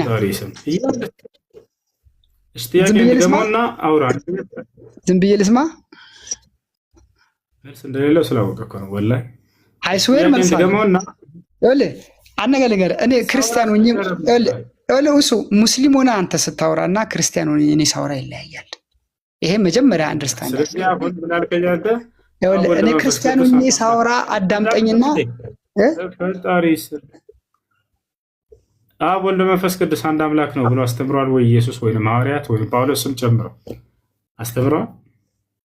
እንግዲህ አዎ ከአባታችን ከአብ ከልጁም ከክርስቶስ ኢየሱስ ከመንፈስ ቅዱስ ጋር እያለ ጳውሎስ በጣም ብዙ ጊዜ መልእክቱን ሲጽፍ ሶስቱንም ስም እየጠራ አብ ወልድ መንፈስ ቅዱስ አንድ አምላክ ብሎ ያስተማረ አለ ወይ አይደለ? ኦኬ ገባኝ ጥያቄ። አሁን አብ ወልድ መንፈስ ቅዱስ አንድ አምላክ የሚል ቃል መጽሐፍ ቅዱስ ውስጥ አለ ወይ እያልከኝ ነው? አይዋ አሁን አገኘኝ። በቃ እንዲህ ስንገናኝ ደስ ይላል። በቃ ገብቶኛል አይደል? ጥያቄ መልሴን ደግሞ አዳምጣ። አለ ወይንስ የለም? ነገርኩህ እኮ መልሴ ገባኝ። ጥያቄ መልሴን አዳምጣ እኮ። መልሱ አለ በለኝና ጥቅሱን እንድናላወጣው ነው ላይ ነው። አብ ወልድ መንፈስ ቅዱስ አንድ አምላክ የሚል ይሄ አንተ የምትነው አንድ አምላክ የሚለው ቃል በቃል መጽሐፍ ቅዱስ ላይ የለም። አላሁ አክበር። ምን አዲስ ነገር አለ? ኢየሱስ አምላክ አይደለም ልትለኝ? አብ ወልድ መንፈስ ቅዱስ አንድ አምላክ አሐዱ አምላክ አሜን ይሉናል አይደል? አብ ወልድ መንፈስ ቅዱስ አንድ አምላክ ይሉናል አይደል? የለም መጽሐፍ ቅዱስ ላይ። ስለዚህ እንደሱ ከሆነ አንድ አምላክ ብሎ የሚገልጸው መጽሐፍ ቅዱስ ታዲያ ማንን ነው? ጥሩ ሀሳብ መጣልኝ። አሁን ዝም ብለህ አዳምጣ፣ አፋፌን አትበለኝ። ለመሰለህ አሁን እኔ እየተረዳ ያለሁት ምንድነው ሀሳብህን ለሌሎች ማስረጽ ነው እንጂ የያዝከው እኔን አንደርስታንድ እያደረክ አይደለም። ፕሊስ ሊስሚ። እኔን ደግሞ ትንሽ ሰተህ ደቂቃዎች ስጠኝ እንጂ እሱ ደቂቃዎች ስጠኝ። እሺ ደቂቃ ልስጥህ። መጽሐፍ ቅዱስ አንድ አምላክ የሚለው ታዲያ ማንን ነው? 50 ደቂቃ ሰጥቻለሁ። ጥቅሱን ብቻ ነገር አዳምጠኛ። እሺ ይኸውልህ እኛ የምናምነው ኢየሱስ ክርስቶስ በስጋ የተገለጠ የእግዚአብሔር የባህሪ ልጁ ነው ብለን ስንል ሰምተሃል መቼም። እፎይም ሲያወራህ ነበር ይሄንን። በክርስቶስ ኢየሱስ ውስጥ በስጋ ውስጥ ያለው መለኮት ነው የምንለው። እሱ እግዚአብሔር ነው። ስጋውን አይደለም ያልኩህ፣ ፊዚካሊ የምታየውን ስጋ አይደለም። በውስጡ የተገለጠው መለኮት እሱ እግዚአብሔር ነው። አትፈልገውም ይሄን መስማት። እፎይም ሲያወራህ ነበር አለ። የባህሪ ልጁ ነው ብለዋል። ልድገምልህና እንዴ አንድ አምላክ የተባለው ማን ነው? መጽሐፍ ቅዱስ ላይ አልኩት። እፎይን ታስታውስ ከሆነ ያህዌ አለ። ያህዌ አንድ አምላክ ነው ብሎ ኢየሱስ ክርስቶስና ሐዋርያቶች ያስተማሩበት ቦታ አለ ወይ ስለው ማስረጃ ሊያመጣ አልቻለም። አንተም ይሄን እንደሌለም ታውቃለህ። ኢየሱስ ክርስቶስና ሐዋርያቶች ያህዌ አንድ አምላክ ነው አንድ አምላክ የሚለውን ያህዌ አምላክ ነው ብሎ ያስተምረው ያውቃሉ? ያህዌ እኮ በአይሁድ ቋንቋ እኮ ነው ያለው። ያህዌ አምላክ አንድ ነው ብለህ አምላክ አንድ እሱን የጠየኩትን አንተ መልስ ታገኝለታለህ። ያህዌ አምላክ ነው ብሎ ኢየሱስ ክርስቶስና ሐዋርያቶች ያስተምረዋል? ግልጽ ጥያቄ። አዎ በትክክል ስለ ያህዌ ነው። ኢየሱስ ክርስቶስ በስጋ ውስጥ ይኸውልህ በክርስቶስ ኢየሱስ አስተማሩ አላልኩህም? ቴዳማን ያህዌ አምላክ ነው ብለው አስተምረዋል ወይ ሐዋርያትና ኢየሱስ ክርስቶስ? እግዚአብሔር አምላክ ነው ብለው አስተምረውኛል። ኢየሱስ አራሚክኛ ቋንቋ ተናጋሪ ነበር ብያለሁ። ያህዌ የአይሁድ ቋንቋ እግዚአብሔር እያሉ ነበር ሲያስተምሩ የነበሩት። ኦፍ ኮርስ አዎ። በአረማይክ እግዚአብሔር ነበር የአምላክ ስም አይደለ? በአራሚክኛ ሌላ ስም ልትፈልግ ትችላለህ። በአማርኛ ሌላ ስም ሳይሆን ክርስቶስ ልትፈልግ ትችላለህ አትበለኝና ክርስቶስ ያስተማረበትን እየጠየቅኩህ ነው። ኢየሱስ ክርስቶስ ያህዌ አምላክ ነው ብሎ ነበር የሚያስተምረው ወይስ እግዚአብሔር አምላክ ነው እያለ ነበር ሲያስተምር የነበረው? ኢየሱስ ክርስቶስ አብ እና አባቴ እያለ ሲያስተምረን ነበር። በጣም ጥሩ። ያህዌ ብሎ አላስተማረም። ያህዌ ብሎ ያስተማሩት አይሁዶች ናቸው እንጂ ያንን ስም አላስተማሩም። አላሁ እንዳለ የጠየቁት ጥያቄ መልስ ሳይመልስ ነው የሄደው። ተሻለ አይደል? አሁንም ይሄንን አንተ አሁን ስሙን ስላነሳ ነው እሱን መልሶልህ ነበር ስላልክ ነው። አይመልሶልህም። ስለ ኢየሱስ ክርስቶስ የባህሪ ልጅ መሆኑን ሲነግርህ አንተ ጥያቄውን ትተህ ወደ ሌላ ሽፍት አደረግህ እና አዳምጥ። እኔ የጠየቁትን ጥያቄ ትታችሁ ሌላ ነው የምታወሩት። ባለፈውም አንተም ሁላችሁም። አሁን ደግሜ ልጠይቅህ፣ ኢየሱስ ክርስቶስ እንዲሁም ደግሞ ሐዋርያቶች መጽሐፍ ቅዱስ ላይ አብ ወልድ መንፈስ ቅዱስ አንድ አምላክ ነው ብለው አላስተማሩም? ይሄ ክርስትና እምነት መሰረት የሆነውን እሱን በጣም ደጋግሞ ነው እንጂ ያስተማሩት። አብ ወልድ መንፈስ ቅዱስ አንድ አምላክ ነው ብለው? አዎ። ቅድም የለም አላልክም እንዴ? አሁን ጥቅስ አገኘህ ተገለጠልህ? አብ ወልድ መንፈስ ቅዱስ አንድ አምላክ የሚል ቃል ከመጽሐፍ ቅዱስ ላይ ቃል በቃል የለም ብያልኩ እንጂ ኮንቴክስቹዋሊ ይሄንን ያስተማሩን። እሱን ነው ያልኩህ። አሁን ጥያቄው ቀጣዩ ምንድነው ታዲያ? አብ ወልድ መንፈስ ቅዱስ አንድ አምላክ ነው የሚል ከሌለ አንድ አምላክ ነው ተብሎ የተገለጸው ማን ነው መጽሐፍ ቅዱስ ላይ? እኛ የምናመልከው በአይሁዶች በብሉይ ኪዳን የተገለጸው በአብርሃም ዘመን የተገለጸው ያህዌ በአዲስ ኪዳን በክርስቶስም ተገልጦ መጣልን አየነው ነው እንጂ የምንልህ እኛም የምናመልከው አለ። አንተ ምን ታመልካለህ አይደለም ጥያቄው። መጽሐፍ ቅዱሱ አንድ አምላክ ብሎ የሚጠቅሰው ማንን ነው? አንድ አምላክ ብሎ የሚጠቅሰው ያህዌ ነው። ያህዌ ማለት ደግሞ አብ፣ ወልድ፣ መንፈስ ቅዱስ ማለት ነው። ይሄ ግባ። እሺ ኢየሱስ ክርስቶስ ሐዋርያቶች አዲስ ኪዳን ላይ አንድ አምላክ ብለው ያስተማሩት ማንን ነው? ድገምልኝ። ኢየሱስ ክርስቶስ ሐዋርያቶች አዲስ ኪዳን ላይ አንድ አምላክ ብለው የገለጹት ማንን ነው? አንድ አምላክ ብለው ያስተማሩት ማንን ነው? አንድ አምላክ ብለው የገለጹት አብ፣ ወልድ፣ መንፈስ ቅዱስን ነው። የቱ ጋር ነው አብ፣ ወልድ፣ መንፈስ ቅዱስ አንድ አምላክ ነው ብለው የገለጹት? በጣም ብዙ ቦታ ነው እንጂ ማቴዎስ 28:19 ለምሳሌ ሄዳችሁ በአብ ወልድ መንፈስ ቅዱስ ስም አጥምቁ ማለት አንድ አምላክ አይደል እንዴ? እኔና አብ አንድ ነን ብሎ ሲል ክርስቶስ አንድ አምላክ አይደል እንዴ? አብ፣ ወልድ፣ መንፈስ ቅዱስ አንድ አምላክ ነው ይላል። እዚያ ቅድም የለም ብለህን እንደገና ተመላለሰናል። አንድ አምላክ ብሎ የተናገረው መጽሐፍ ቅዱስ ላይ ማንን ነው? አንድ አምላክ ብሎ መጽሐፍ ቅዱስ ሲናገር ኢየሱስንም ከቶ ነው። ኢየሱስን ኤክስፕሊስ አድርጎ አውጥቶ አይደለም። ኢየሱስ ክርስቶስ የእግዚአብሔር መለኮታዊ ኃይል አለበት ብለን የምናምነው።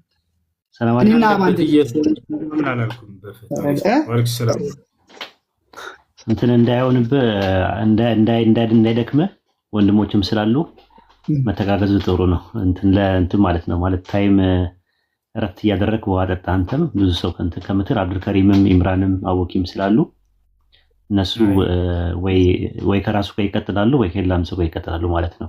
አብዱልከሪም አለ። ሰላም አለይኩም ኢምራን። ሰላም አለይኩም። ያው መጽሐፍ ቅዱስን ሙሉን ብታነቡት አብ፣ ወልድ፣ መንፈስ ቅዱስ ነው የሚለው አዲስ ኪዳን። ስፔሻሊ እግዚአብሔር ማለት እሱ ነው። ለማንኛውም ደህና ደሩ። ቆይ አይ ተጨረሰ እንትን ትላለህ። ኡስታዙን እንትን ለማለት ነው። ይሄን ተብረህ ትሄዳለህ። እሺ መጽሐፍ ቅዱስ ላይ አንድ አምላክ ተገለጸ። ኢምራን አብዱልከሪም ቀጥሉ ኡስታዝ። እስቲ እንትን በሉ ቀጥሉ። አይ እኔ ብዙ አውርቻለሁ ራሱ ይበቃዋል። አይ እኔ ግን አሁን አንድ ነገር መሰለህ እሱን አሁን ይኸውልህ አብ፣ ወልድ፣ መንፈስ ቅዱስ የሚለውን ብዙ ጊዜ አውርተናል። እኔ ግን አሁን በዋነኝነት የገባሁበት ወደ ሐሳብ ዳይቨርት አደረገ እንጂ እፎይ እሱን ሲጠይቀው አላህ እግር አለው እጅ አለው ራስ አለው ምናምን ሲለው እሱ ሲመልስ የነበረውን መልስ ኮንፊውዝድ ስለሆንኩኝ እስከዛሬ ሰምቼው ስለማላቅ እኔ አላህ መንፈስ እንደሆነ ብቻ ነው የማውቀው ከሙስሊሞች። እሱ ግን ፊት አለው አለ፣ እጅ አለው አለ። ይሄን አስረዱን እስኪ። ምናልባት ሊያስረዳው ሲፈልግ እሱ እንትና እፎይ እድል ስላልሰጠው አሁን ሊያስረዳኝ ደስ ይለኛል። ይሄዳል አይደለ? ይሄዳል እኮ መንገድ ይሄዳል እኮ አይደል? እግዚአብሔር በእናንተ አይ የኛንማ ልክ ምሳሌ ንግግሩን የሜታፎሩን በደንብ አይደለም። ምሳሌ አይደለም። ዘዳግም 33:26 ላይ ይሽሩ ሆይ በሰማያት ላይ ለረድኤት በደመናት ላይ በታላቅነት እንደሚሄድ እንደ እግዚአብሔር ያለ ማንም የለም ይላል። በደመናት ላይ ይሄዳል ይላል። የሚሄደው በምንድን ነው? በእግሩ እንደሆነ ደግሞ ናሆም ምዕራፍ 1:3 ላይ አይደለ? በደመናት ምን ረግጦ ነው በእግሩ የሚሄደው? ደመና ይረገጣል እንዴ? በእግር ይኬዳል እንዴ? በደመና እኮ በደበት የእግሩ ትቢያ ነው ይላል። ደመና የእግሩ ትቢያ ነው ይላል። የእግሩ ትቢያ ነው የሚያርፍበት ነው። በእግሩ ይሄዳል። እዛ ራሱ ጉዞ የኛን ተውና ያው እንትን ናሆም 1:3 ላይ እንደዛ ያኔ እድል ስላላገኘ አሁን ያስተምርልስማ ጫማው አለው። በጫማው ይሄዳል ራሱ። ጫማ አለው፣ እግር አለው። የእናንተ ትርጉም ካለው ትነግረኛለህ። እግር ትርጉም አለው፣ ጫማ ትርጉም አለው ካልክ ትነግረኛለህ። ጫማ አለው የእናንተ እግር ብቻ አይደለም ያለው፣ ጫማ ሁላ አለው። ሁሉም ትርጉም አለው። አልዋሽም። የኛ በቃ እስቲ ትርጉም ካለው ንገረኝ እስቲ። አንድ ሰው ይቀጥል ከወንድሞች መካከል ጫማ አለው እግር አለው። ይሄንን ነገር አሁን ትርጉሙን አታውቁም። እግሩ ተጫምቶ ምናምን የሚል ከሆነ በቃ ሁሉም ነገር ትርጉም አለው። ጫማ አለው። ምክንያቱም ለምሳሌ መጽሐፋችንን ታታማ ጫማ አለው እግር አለው ይላል።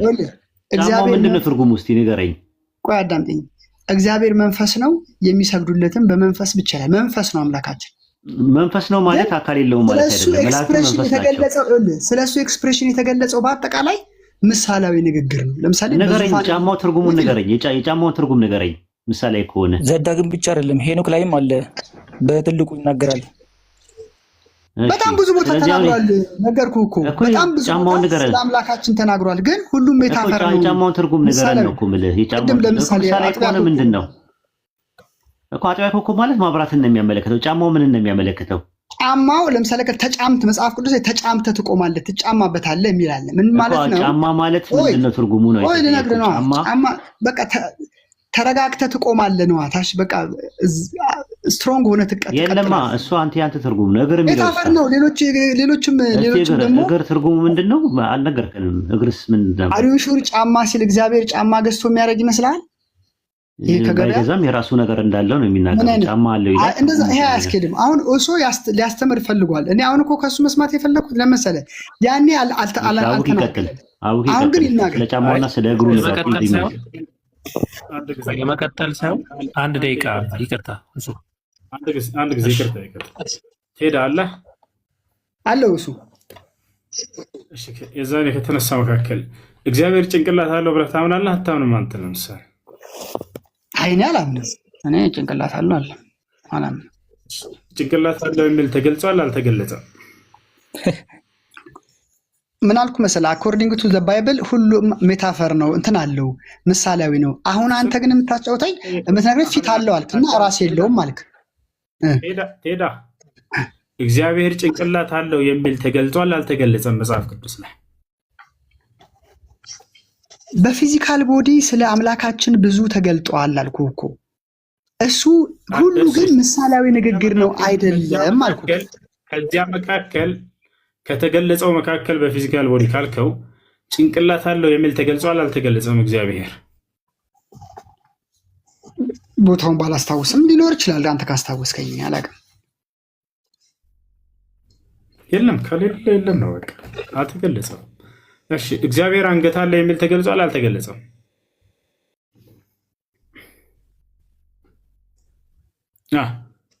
እግዚአብሔር አንገት አለው ሊገለጥ ይችላል። እኔ እሱንም አላውቅም። አንተ እንደመለስከው ያላወቅኩትን አላውቅም ነው የምልህ። የቱ ጋር እንደሆነ ብታስታውሰኝ ላስታውስ እችላለሁ። ይልመልስ ጥቅሶቹን አስታውሰኝ ላስታውስ። እሺ ከላይ ኃይሌ ይመለስሽ። ኃይሌ እግዚአብሔር ጭንቅላት አለ የሚል ተገልጿል?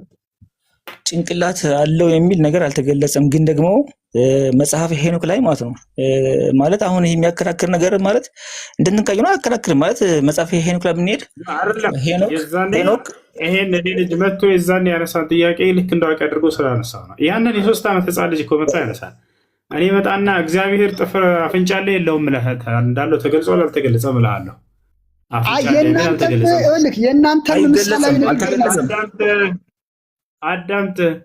ከዚያ በኋላ መጣና አፍንጫ እግዚአብሔር ውስጥ ፀጉር አለ የለውም እልሃለሁ እንደ ሰው። ከዛ አልተገለጸም ትላለህ። ከዛ አፍንጫ ውስጥ ያለው ፀጉር ጥቁር ነው ነጭ ነው ብዬ ጠይቀህ ሄኖክ እሺ አንድ ነገር እንደዚህ ተረጋጋሚ ታድርግ። ከዚያ መጣና እግዚአብሔር ጥፍር አለ የለውም እልሃለሁ፣ አልተገለጸም። ከዛ አለ ካለ ጥፍሩ ቀይ ነው ወይንስ ጥቁር ነው? አልተገለጸም። ጥፍሩ ረጅም ነው ወይንስ አጭር ነው? ይህን ጥያቄ እንዳዋቂ አድርገው መውሰዳቸው በጣም አሳዘናቸው ወላሂ የመጨረሻ ምስኪን። ምክንያቱም ከዚያ በፊት ባለው እንደተበላ አውቀዋል። በዚች በቃ ሊያካክስ ነው እነሱ። ቆይ አይደለም እሱ እኔ አሁን አንድ ነገር ልንገርህ። አንተ ለምን አሁን አታስረዳንም? ባገኘው እድል እኔ ላስረዳህ ነው። እሺ ከዛ አንገት አለ የለውም አልተገለጸም ያ ነገር። ስለዚህ የማታውቁትን አምላክ ነው የምታመልኩ ማለት ነው። ለማንኛውም እሺ የጠየቀውን ልመልስልህ። አሁን የጠየቀውን ልመልስልህ። እጅ ወይንም እግር የሚል ነው አይደለ? ለአላህ ስብሐነሁ ወተዓላ ወይም ይሮጣል ምናምን ተብሎ የተገለጸ እጅ ሲባል አላህ ስብሐነሁ ወተዓላ ወይንም እግር ሲባል ጊዜ እርሱ አላህ ስብሐነሁ ወተዓላ ረቂቅ የሆነ እኔ የሚል መለኮታዊ ማንነት አለው። ብዙ ሰው ያስበው አካል ምናምን እንደዚህ አካል ሲባል ለሁለት ይከፈላል። አንደኛ ልክ እንደ ሰዎች የሆነ አካል አለ። ይህ ከአምላክ ከአላህ ዘንድ አለው ይላ የለም ከእርሱ ዘንድ። ሁለተኛ አካል ትርጓሜ ምንድን ነው? እኔ የሚል ማንነት ያለው ይዟቸዋል። ሲፋ ይባላል ወይም ዛት ይባላል በአረበኛ። ያኛው ግን አካል የመጀመሪያው ልክ እንደ ሰዎች አይነት ያለ አካል ጂስም ይባላል። ወይም በእንግሊዝኛ ቦዲ ብላቸው የምትናገሩት ጂስም አለው አላህ ስብሐነሁ ወተዓላ ተብሎ ወይም አካል ተብሎ ይገለጻል ወይ? አይገለጽም እርሱ። ነገር ግን ሁለተኛው እኔ የሚል ማንነት ያለው ነው አላህ ስብሐነሁ ወተዓላ። ያ ማንነቱ ታዲያ ምንድን ነው ከተባለ መለኮት ነው። እኔ የሚል መለኮታዊ ማንነት ያለው ታዲያ ምን አይነት ነው? እርሱ ረቂቅ ነው። ተመርምሮ ሊደረስበት አይችልም። አሁን ላይ በእውቀት ደረጃ እናውቀዋለን። እጅ የሚል መለኮታዊ ማንነት አለው አላህ ስብሐነሁ ወተዓላ። ነገር ግን ያንን እንዴት ማን ነው መግለጽ የሚችለው ከተባለ ወይ አምላክ ራሱ እጄ እንዲህ አይነት ነው ካለ እንዲህ አይነት ነው እጁ ብለን እንናገራለን። ምክንያቱም ስለ ራሱ ራሱ ከማንም በላይ ያውቃልና። ሁለተኛ ወይንም ነቢያቶች ደግሞ አላህ እጄ እንዲህ አይነት ነው ብሎ ነግሯቸው ከሆነ የዛኔ ይነግሩናል። ከእነርሱ እንቀበላለን ስለ አምላክ እውቀት። ይህን ደግሞ አላህ ስብሐነሁ ወተዓላ እጄ እንዲህ አይነት ነው ሳይሆን ያላቸው እጅ አለኝ ብሎ ነው የነገራቸው። ገብቷቸዋል። እነርሱም እጅ አለው ብሎ ነው ተናግረው የሄዱት ሁሉም ነቢያት። ይሄ ነው። ሶስተኛ ልታውቅበት የምትችለው መንገድ ያንን መግለጽ የምትፈልገውን ነገር ማየት አለብህ አንተ። ገብቷቸዋል። ታዲያ አምላክን ያየ አለ ወይ? አምላክን ያየ አንድስ እንኳ የለም። ይህ እንደ ቁርአንም እንደ መጽሐፍ ቅዱስም መጽሐፍ ቅዱስ ላይ ዮሐንስ ወንጌል ምዕራፍ 1 ቁጥር 18 ላይ አምላክን ያየው አንድም እንኳን የለም ይላል። ዮሐንስ ወንጌል ምዕራፍ 5 ቁጥር 36 ላይ 35 አካባቢ ላይ ኢየሱስ ክርስቶስ ራሱ አምላክን አንዳችሁም እንኳን አላያችሁትም አለ። አያችሁ። ስለዚህ አምላክ እጄ እንዲህ አይነት ነው ብሎ ካልገለጸ፣ ልክ ነቢያቶችም የአምላክ እጅ እንዲህ አይነት ነው ብሎ ካልገለጹ፣ ወይንም አምላክን አይቶ ሊገልጽ የቻለ ሰው ከሌለ ምንድነው ታዲያ መልሱ ሊሆን የሚችለው? ያን የአምላክን እጁ ምን አይነት እንደሆነ አልተገለጸም። በነቢያትም አንደበት እንዲሁም ከራሱም አንደበት አምላክ አልገለጸውም። አይቶ የገለጸብም አካልም የለም። ያ ነው አምላክ አላህ ስብሐነሁ ወተዓላ ብናየውማ እመኑበት የሚለው ቃል አያስፈልግም ነበር። እያየነው ነው ኸላስ። ለምሳሌ መላእክቶች አሉ። በመላእክ ማመን የሚለው የእምነታችን መሰረት ነው። ለምን ከተባለ ስላላየናቸው። ብናያቸው በመላእክት እመኑ ማለቱ አያስፈልግም ነበር። አንድ ቤት አድርጉ። ለምሳሌ ፀሐይ እናያታለን። ፀሐይ የሚባል ፍጡር እንዳለ እመኑ ተብሎ ቁርአን ላይ ይገለጻል? አይገለጽም። ለምን? ሲጀምር የምታየው ነገር ነውና። ኢማን የሚባለው ነገር አልኢማን ብልገይብ ነው። በማይታዩ በሩቅ ነገራቶች ማመን ነው። ገብታችኋል? ካየኸውም አምላክን በአምላክ እመን ማለቱ አስፈላጊ ነበር። እያየኸው ነውና እየተገዛው ነው።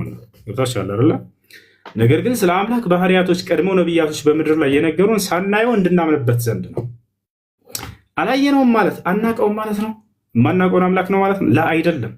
እርሱ በገለጸልን መገለጫዎች ነቢያቶች የነገሩንን አምነን እንቀበላለን። ያልነገሩንንስ እኛ ያንን አልነገሩንም ጸጥ ብለን ዝም እንላለን። ይህ ለነቢያት ትምህርት ታማኝ ሆኖ መገኘት ይባላል። እርሳቸው ያልተናገሩትን ግን እኔ ከራሴ አምላክ እንዲህ አለው ብዬ ብጨምር ይሄ ታማኝ አይደለሁም ለነቢያት። እናም በአምላክ ላይ ቅጥፈትንና ውሸትን ተናገርኩኝ ማለት ነው። ገብቷቸዋል። ያለውን ነገር የለው ካልኩኝስ ይሄም እንዲሁ እንደዛው ያ ነው። እና ስለ አምላክ ባህሪ ሲነገር እነዚህን ነገራቶች ማወቅ አለብን። አንደኛ አምላክ ስለ ራሱ የተናገረውን አምኖ መቀበል፣ ነቢያት ስለ አምላክ ባህሪ አምነው የተናገሩትን ያንን መቀበል። ሁለተኛ የሰዎች ጥያቄ ሊፈጥርባቸው የሚችለው ነገር ምን መሰላችሁ? ያ ነገር ከፍጥረታት ጋር የሚመሳሰል ነው ወይ የሚለው ነው። ይሄንን ግልጽ አድርጎ ቁርአን አልመስልም እኔ ብሎ በቃ ዘግቶታል። እጅን ባየህ ቁጥር ከእርሱ እጅ ጋር ይመሳሰላል ወይ ብሎ ለሚያስብ ሰው አይመሳሰልም በፍጹም። አብሽር፣ ያንን እንዳታስበው። አይመስልም። እርሱን ይመስላል ወይ ብሎ ለሚጠይቅ ሰው ካለ እዚያም ነው ልጁ ታስተውል ከሆነ ባለፈው እጅ አለው ወይ አምላክ አለ። አዎ እጅ አለው። እንዲህ አይነት ብሎ ወጣና ራሱን እጁን አሳየ። ለላላ እንደሱ ከሆነ በፍጹም እንዳንተ አይነት እጅ የለውም። ስለ እንግዳ ምን አይነት ነው የአምላክ እጅ? ያ እንዴት አይነት ነው? ከይፍያ የሚባለው ነገር እርሱን ነቢያቶች እጁ እንዲህ አይነት ነው፣ እጁ ጥፍር አለው፣ እጁ እንትን አለው፣ ደም አለው ምናምን በጅማት የተወጠረ ነው ምናምን። ይህን ነቢያቶች ጸጥ ብለው ነው ያለፉት። እጅ አለው ብለው ተናግረዋል። እጅ አለው ብለው ነቢያቶች በተናገሩበት ልክ ይታመናል። ገብታችኋል አይደለ? እጁ ምን አይነት ነው ተብሎ ቢጠየቅ ከይፍያ ይባላል። ይሄ ያንን ሁኔታ ገብታችኋል አይደል? ያን ደግሞ ከአምላክ ከአላህ ስብሐነሁ ወተዓላ ውጭ ማንም አያውቅም አሁን ላይ። ነገር ግን ነገ የትንሣኤ ቀን አላህ ስብሐነሁ ወተዓላን በደንብ አድርገን እናየዋለን ማለት ነው። ይህን ይመስላል። እሺ ጥያቄ ያለው ካለ ይቀጥል። ጥያቄ አንድ ሼክ ወአለይኩም ሰላም ወረሕመቱላሂ ወበረካቱ። አህለን አንድ ጥያቄ ልጠይቅ። ቴዳኒ ያኔ አንተን ለመጠየቅ ፈልጌ ነበር። እግዚአብሔር ይወርዳል ሲባል ከተማ ለማየት ወረደ ሲባል ምሳሌ አነጋገር ነው ያልከው።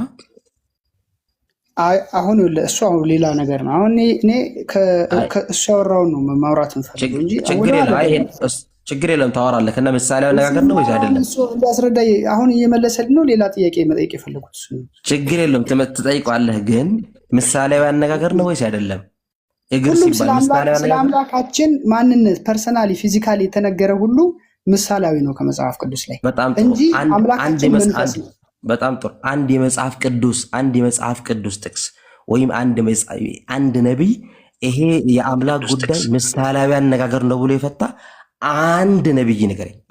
በቃ የተነጋገርነውን ቃል ሁሉ ለምሳሌ ያክል እንጀራም ዳቦም ቢባል መጽሐፍ ላይ ላሳየ ነው አይደለም። እግር ማለት የፈጣሪ ለምሳሌ እሱ እጁ ምን ይመስላል? እጅ እኮ የሰው እጅ የሚባለው ሰው አላልክም።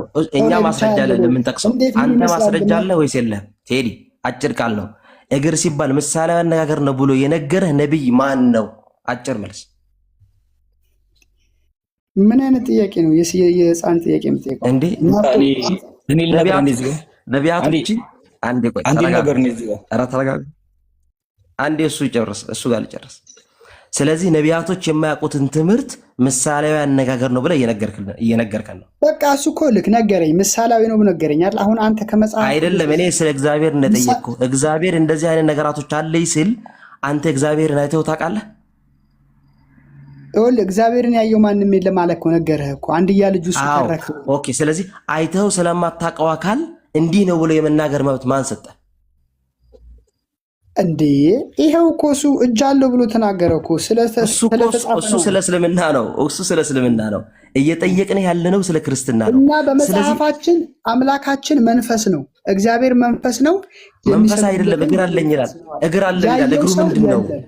ያየው ሰው አለ። እግር ግን እግዚአብሔር ወረደ፣ እግዚአብሔር ረዳን፣ እግዚአብሔር ዙፋን ላይ ተቀመጠ ምናምን የሚለው በመጽሐፋችን ላይ ምሳሌያዊ ነው፣ የእሱን ክብር ለመግለጽ። ማን አለህ? አንተ ሳይሆን ማን አለህ? የትኛው ነብይ አለህ እንደዚህ? መጽሐፉን መጽሐፍ ቅዱስን አንብበህ ንገረኝ። መጽሐፍ ቅዱስ። ኦኬ፣ በጣም ጥሩ። መጽሐፍ ቅዱስ ትልቁ ላድርጉት። በጣም ጥሩ። አንዴ ትልቁ ላድርጉት። መጽሐፍ ቅዱስ ክፈትልን። ትልቁ ላድርጉት። ምንድነው እሱ? መጽሐፍ ቅዱስ ነው ያለ። እግር ማለት የተፈለገው ምሳሌያዊ አነጋገር ነው ብሎ የፈታለት ከመጽሐፍ ቅዱስ ሊያሳየን። እሱ ግን ውይይታችሁ ምን ነበረ? በነቢያት ትምህርት ይሄ ይታወቃል ነበር አለ ውይይታችሁ።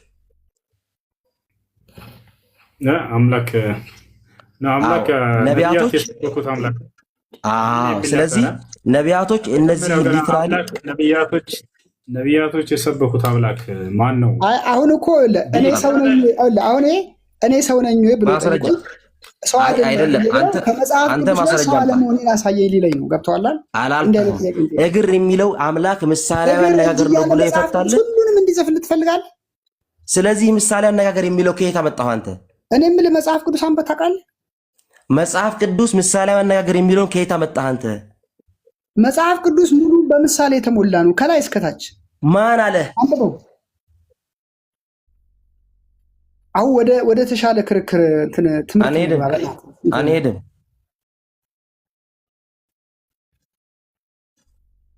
ይታያል። ክፈተው።